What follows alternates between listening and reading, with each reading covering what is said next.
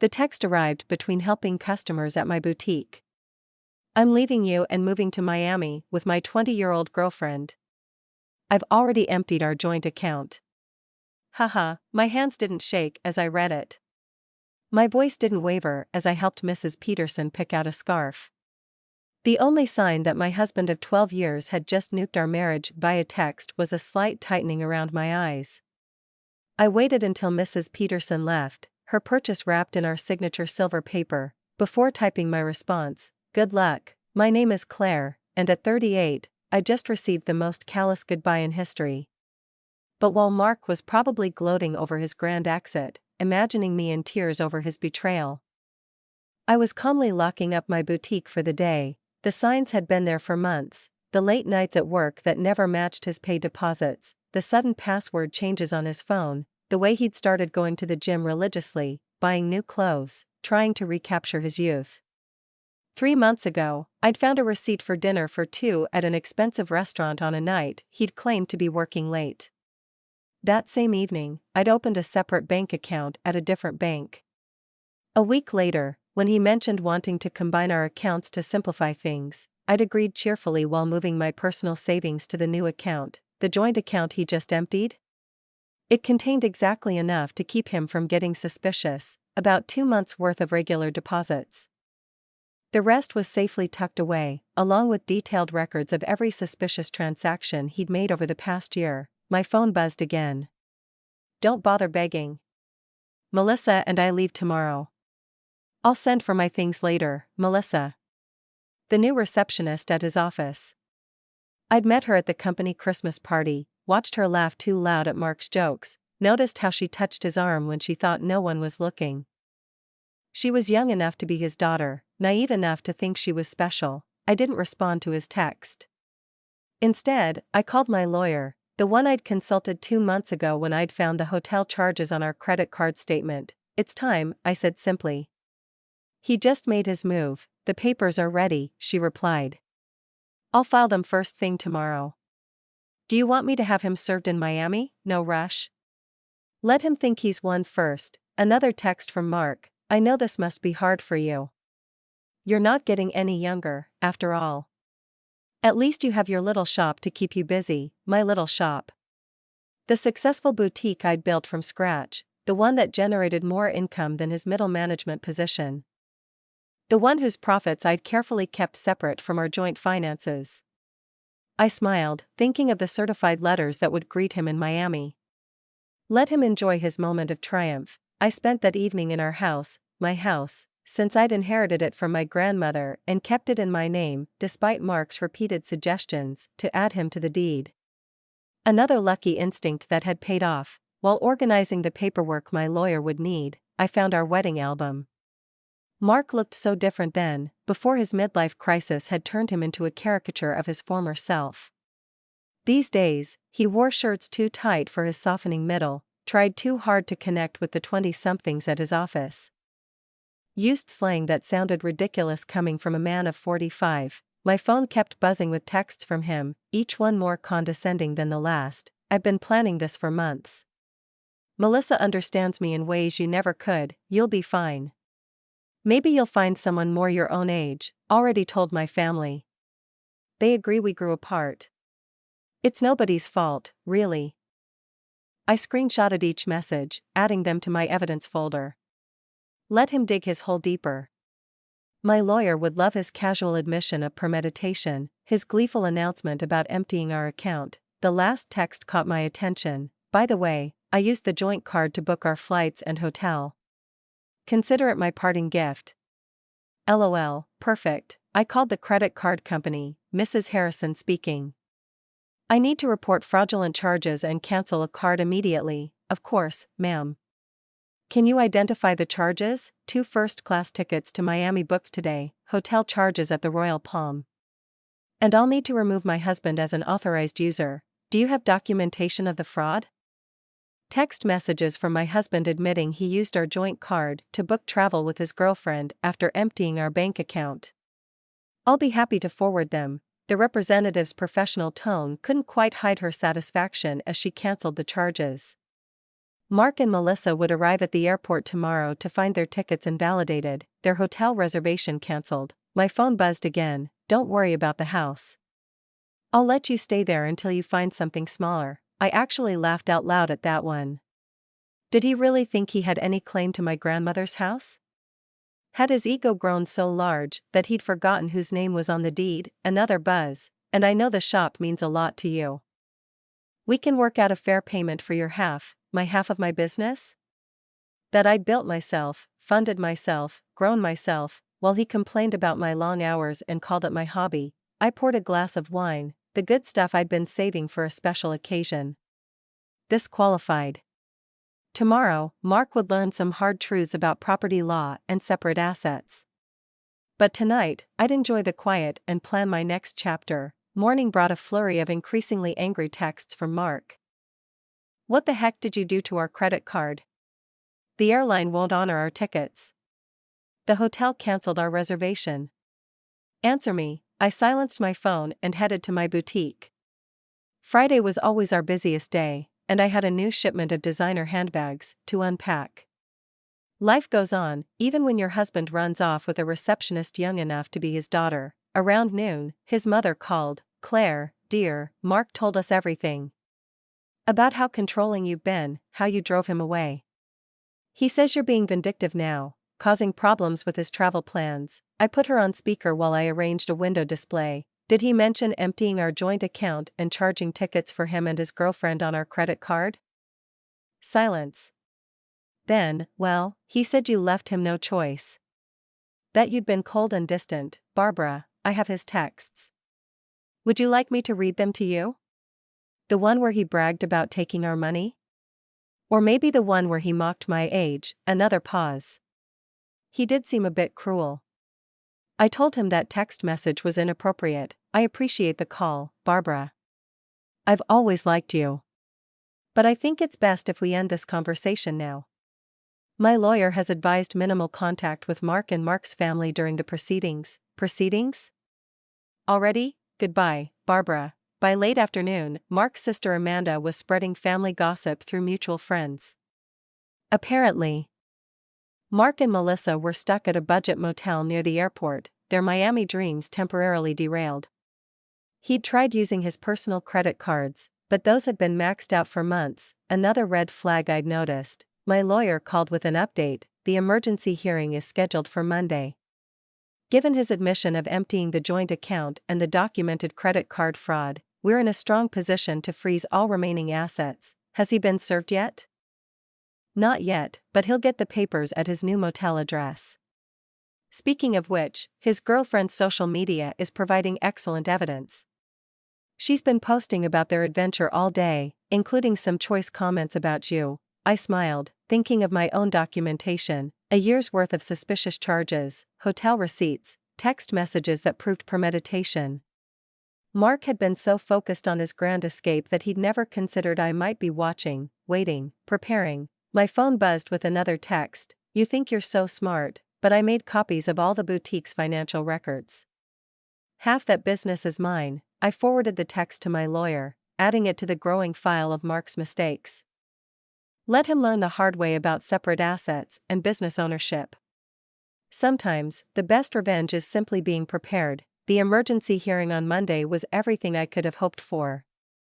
Mark showed up in his new young wardrobe, designer jeans too tight for his age, a blazer that screamed midlife crisis. Melissa waited outside, her youth painfully obvious under the harsh courthouse lighting. My lawyer presented our evidence methodically. Mark's gleeful text about emptying our account, his credit card fraud, his documented history of hidden expenses. Each piece carefully collected over months of quiet observation. Your Honor, Mark's hastily hired lawyer attempted. My client admits to some rash decisions, but Mrs. Harrison's actions have been vindictive and calculating. Calculating? My lawyer countered. You mean prudent? My client protected her separate assets and maintained detailed records of her husband's suspicious behavior. That's not vindictive, that's smart business. The judge reviewed my documentation, the separate property deed to the house, the boutique's incorporation papers in my name only, the careful separation of business and personal finances that Mark had always complained about. Mr. Harrison, the judge addressed Mark directly, you admitted via text message to deliberately emptying a joint account and using shared credit cards to fund a trip with your girlfriend. Do you deny this? Mark shifted uncomfortably. I was just trying to make a clean break. By committing financial fraud, the judge raised an eyebrow. And now you're claiming rights to property that documentation shows is clearly separate from marital assets. The business grew during our marriage, Mark's lawyer tried again. My client is entitled to. The business was established before the marriage, my lawyer interrupted, and Mrs. Harrison maintained strict separation of business and personal finances throughout. We have documentation of every penny invested and earned. I watched Mark's face as reality started sinking in. He thought this would be easy, empty our accounts, run off with his girlfriend, maybe claim half my business in the divorce. He'd never bothered to understand my insistence on keeping things separate, had mocked my careful bookkeeping as obsessive. The court finds sufficient evidence of financial misconduct, the judge announced. All shared assets are frozen pending final dissolution. Mr. Harrison is ordered to return any funds removed from joint accounts within 24 hours, but that money's gone, Mark protested. We spent it on, then I suggest you find a way to replace it. The judge cut him off. And Mr. Harrison, the court takes a very dim view of using shared credit cards to fund adventures with paramours. Outside the courthouse, I heard Melissa asking Mark about their Miami plans. His response was lost in the sound of my heels clicking confidently across the marble floor, heading back to the business he'd never understood or respected. The next few weeks brought a string of increasingly desperate moves from Mark. He tried claiming the boutique had been his idea, that he'd invested money in its early days, even suggesting he'd been my business partner all along, claims quickly disproven by my meticulous records. He's getting desperate, my lawyer observed. His girlfriend's social media shows they're staying at her studio apartment now. Apparently, living on a receptionist's salary isn't quite the glamorous escape he imagined. Mark's family started reaching out, their tone markedly different from their initial accusations. We had no idea, his sister Amanda admitted. He told us she'd been cold, controlling, that he needed to escape. But then we saw his texts, the way he bragged about taking your money. That's not the brother I thought I knew. His mother called again, this time in tears. The things he said about your age, about replacing you with someone younger. I raised him better than that. I thought I did, anyway. I let their calls go to voicemail. Their support might have meant something weeks ago, but now it felt like rats deserting a sinking ship. The boutique thrived, ironically boosted by local gossip about my situation. Women started coming in specifically to show support, often leaving with far more than they'd planned to buy. My ex tried something similar, one customer confided while buying a designer handbag. Thought he'd take everything in the divorce. Men like that never expect us to be smarter than them. My phone still buzzed occasionally with texts from Mark, his tone swinging between anger and manipulation. You've ruined everything. I never meant to hurt you. You'll regret being so vindictive. Can't we work something out? That business would be nothing without my support. I forwarded each message to my lawyer without responding. Let him dig his hole deeper. Through the grapevine, I heard Melissa was having second thoughts. Apparently, sharing her studio apartment with a middle-aged man who couldn't afford his own place wasn't the romantic adventure she'd imagined. The age gap that had seemed exciting during secret hotel meetings felt different in the harsh light of reality. She posted about toxic relationships and learning from mistakes. Yesterday, my lawyer mentioned during an update call, she removed her relationship status. This morning, she blocked him on social media. I almost felt sorry for Mark. Almost.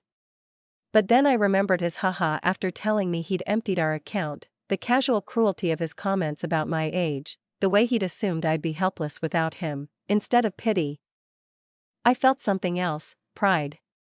Pride in my foresight, in my quiet strength, in my ability to protect myself while he underestimated me. The final divorce hearing painted a very different picture from Mark's imagined triumph. Gone was his cocky attitude, replaced by barely concealed panic. Melissa was noticeably absent. She'd moved on to a coworker her own age, according to office gossip. Mark had shown up in his old clothes, the designer wardrobe apparently returned to help repay the joint account he'd emptied. His lawyer looked tired, probably from trying to find loopholes in my documented separation of assets. Your Honor, Mark's lawyer attempted one last time, despite the separate property documentation. My client contributed to the growth of his wife's business through moral support, my lawyer interrupted. Like these text messages belittling Mrs. Harrison's business as a little shop? Were these social media posts calling it her hobby? The judge had clearly seen enough. The final settlement reflected my careful planning. I kept my house, my business, and my separate assets. Mark got his personal possessions and his car, which was worth less than he owed on it. You've destroyed me, he hissed as we left the courthouse. I'll have to move back in with my parents. No, Mark, I replied calmly. You destroyed yourself. I just made sure you couldn't destroy me too. His mother was waiting outside, ready to drive him to her house, his new home at 45. The irony of his situation wasn't lost on anyone. The man who'd mocked my age was now living in his childhood bedroom, while I continued running my successful business. You planned this all along, he accused. You knew this would happen. No, I said. I just paid attention. And unlike you, I understood the value of keeping good records. His mother stepped between us. That's enough, Mark. You've embarrassed yourself enough already. As they walked away, I heard her start in on him. Honestly, what were you thinking? A 20-year-old? Emptying bank accounts? Sending those horrible texts. I watched them disappear into the parking lot, feeling nothing but relief. Mark had thought he was writing the ending to our story with that cruel text. Instead, he'd merely set my carefully laid plans in motion. 6 months after the divorce was finalized, my boutique had expanded to a second location. The irony wasn't lost on me. While Mark struggled to rebuild his life, the little shop he'd dismissed was thriving. I'd hired 3 new employees and launched an online store that was gaining traction nationally. News of Mark's situation trickled back through mutual acquaintances. He'd tried dating apps, but found women his age weren't interested in a middle-aged man living with his parents. Younger women, having heard about his history through office gossip, steered clear. Melissa had apparently warned her friends about him, sharing screenshots of his desperate attempts to win her back after she'd left. His career suffered too. The company's HR department had launched an investigation into his relationship with a subordinate, resulting in a formal reprimand. The promotion he'd been expecting went to someone else, someone who didn't have a history of inappropriate relationships with receptionists. He tried to claim age discrimination, Amanda told me during an unexpected visit to the boutique. Said they were punishing him for dating someone younger. HR just added that complaint to his file. I was surprised to see his sister in my store, but her presence spoke volumes about how thoroughly Mark had alienated his own family. I know we didn't support you at first, she admitted, running her fingers over a silk scarf. He played the victim so well. But watching how he handled everything, how he acted afterward. I'm ashamed we ever believed him. My lawyer kept me updated on Mark's continued attempts to challenge the divorce settlement. Each petition was denied. His claim of unfair distribution was dismissed based on the evidence of his own actions, she told me, laughing. He actually tried arguing that his text about emptying the account was just a joke. The judge asked if haha made theft less illegal. The boutique's success brought unexpected validation. Local business magazines wanted to feature my story, not as a scorned wife, but as a savvy businesswoman who'd protected her interests. Young entrepreneurs asked for advice about keeping business and personal finances separate. The best protection is preparation. I told one young woman who reminded me of Melissa. And always trust your instincts. Mark's mother called occasionally, usually after he'd done something particularly self-destructive. He'd tried online gambling, hoping for a quick fix to his financial problems. He'd gotten involved with a pyramid scheme that promised fast returns. Each attempt to recover his former lifestyle just dug him deeper into trouble. I don't know where we went wrong with him, she sighed during one call. His father and I offered to help him get back on his feet if he'd just take responsibility for his actions. But he's still blaming everyone else, you, Melissa, his company, the judge. I listened politely but maintained my distance. Their family drama wasn't my problem anymore. My life had moved forward, filled with plans for a third boutique location and a possible expansion into luxury accessories. The only reminder of Mark's impact on my life was a framed screenshot hanging in my office. His final text before I blocked his number: "Have fun with your little shop. At least it'll keep you busy in your old age." Below it sat my latest business award, proof that sometimes, the best revenge is simply succeeding on your own terms. 1 year after the divorce, I hosted a grand opening for my third boutique location. The event attracted local media, and the story they wanted to tell wasn't about my failed marriage, it was about a successful businesswoman expanding her brand. Mark's betrayal had become a mere footnote in my success story. During the event, Melissa unexpectedly walked in. She looked younger than ever, or maybe I just felt that much stronger. She shifted uncomfortably, clutching her purse like a shield. "I owe you an apology," she said quietly. "I believed everything he told me about how you were cold, controlling, how you didn't support his dreams. Then I watched him try the same manipulation tactics on me when things got tough." I continued arranging a display of designer sunglasses. "Those weren't his dreams, Melissa. They were escapes. There's a difference, I know that now." She paused, then added, "He tried to move in when you froze the accounts. Thought my studio apartment would be temporary. After 2 weeks of him complaining about the size of my closet and suggesting I take out a loan for a bigger place, I understood what you meant about the difference between dreams and escapes." I actually laughed at that. "Let me guess, he had big plans but no way to fund them." "Exactly. Everything was going to work out once his investments paid off, once he got that promotion, once his cryptocurrency definitely increased in value." She shook her head. "I'm dating someone my own age now. We have student loans and a small apartment, but at least we're building something real." After she left, my assistant manager whispered, "Was that the girlfriend?" "No," I replied. "That was just another woman who learned the same lesson I did." Speaking of lessons, I gestured to a young couple examining our designer handbags. "Let's talk about your idea for expanding our accessories line." The boutique had become more than just a business, it was a symbol of independence, of resilience, of the power of preparation. Young entrepreneurs often sought my advice, and I always emphasized the importance of protecting their assets. Mark's mother called one last time, not to discuss Mark, but to thank me. "You taught our family an important lesson," she said. "About enabling bad behavior, about making excuses for cruelty. Mark's still living at home, still blaming everyone else for his problems. But we're not defending him anymore. That's your legacy to our family, showing us the difference between supporting someone and enabling them." I thought about that legacy as I reviewed plans for a fourth location. Mark had intended to diminish me, to trade me in for a younger model, and take half of everything I'd built. Instead, he'd inadvertently pushed me to become even stronger, more successful. My phone buzzed with a text from my lawyer. Mark filed another petition to revisit the settlement. Judge dismissed it immediately and ordered him to pay court costs.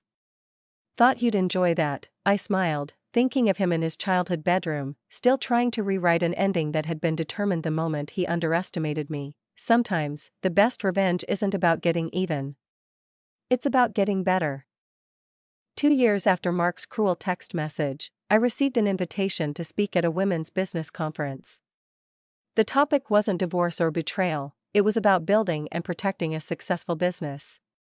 My story had evolved from cautionary tale to inspiration. During the QA session, a woman asked about keeping business and personal finances separate. "My husband says I'm being paranoid, that marriage means sharing everything." "My ex-husband said the same thing," I replied. "Right up until he tried to claim half my business in our divorce." Trust your instincts. Protection isn't paranoia. The boutique chain had grown to 5 locations, each more successful than the last. The little shop Mark had mocked now employed 30 people and had been featured in several national magazines. Through mutual friends, I heard Mark had finally moved out of his parents' house, into a small apartment above a garage. He'd had to take a lower-paying job after his former company downsized, eliminating his position during restructuring. His dating profile still listed him as young at heart, though his profile photo was clearly outdated. "Melissa, ironically, had become a regular customer at my original boutique location. She'd earned her business degree and started her own social media consulting company. "You inspired me," she told me once. Showing how a woman can build something lasting instead of falling for empty promises. I kept Mark's cruel text message framed in my office, not as a reminder of pain, but as proof of how far I'd come. Below it hung a sign that read, "Success is the best revenge." At the 5-year anniversary celebration of my original boutique, I stood addressing my employees and loyal customers. The space had been transformed from a single little shop into the flagship store of a thriving business empire. Mark's mother attended, though I hadn't sent her an invitation. She waited until the crowd thinned to approach me. "I saw Mark yesterday," she said, smoothing her designer dress, one she'd bought from my store. "He was talking about his glory days, about the life he could have had. He still doesn't understand that he didn't lose everything in the divorce. He threw it away." I thought about that text message, his casual cruelty, his assumption that I would crumble without him, how he'd expected me to beg, to break, to prove him right about my desperation. Instead, I'd built something stronger than before. Each new boutique location was a testament to what women could achieve when they stopped dimming their light for insecure men. The young saleswoman I'd hired last month, coincidentally also named Melissa, came over with a question about the new inventory system I'd implemented. As I explained the process, I caught a glimpse of my reflection in the store window. I saw what Mark had failed to see 5 years ago, not a woman getting older, but one getting wiser, stronger, more successful. His cruel text message had meant to be an ending. Instead, it had been a beginning, not just for me, but for every woman who heard my story and realized she deserved better than someone else's midlife crisis. Claire's story reminds us that even in the face of betrayal and adversity, we have the power to rise stronger than ever. Her preparation, resilience, and unwavering belief in herself turned what could have been a devastating ending into a powerful new beginning. If Claire's journey inspired you, take a moment to reflect on your own life. Are there areas where you can protect your dreams, build your independence, or trust your instincts? Whether it's starting that business, setting boundaries, or simply believing in your worth, the first step is yours to take. Don't let anyone else write your story. Hit the like button if Claire's strength resonated with you, share this video with someone who needs a reminder of their own power, and subscribe for more stories of resilience and triumph. Remember, the best revenge is a life well lived. So, what's your next move? Let's build our own success stories, one step at a time.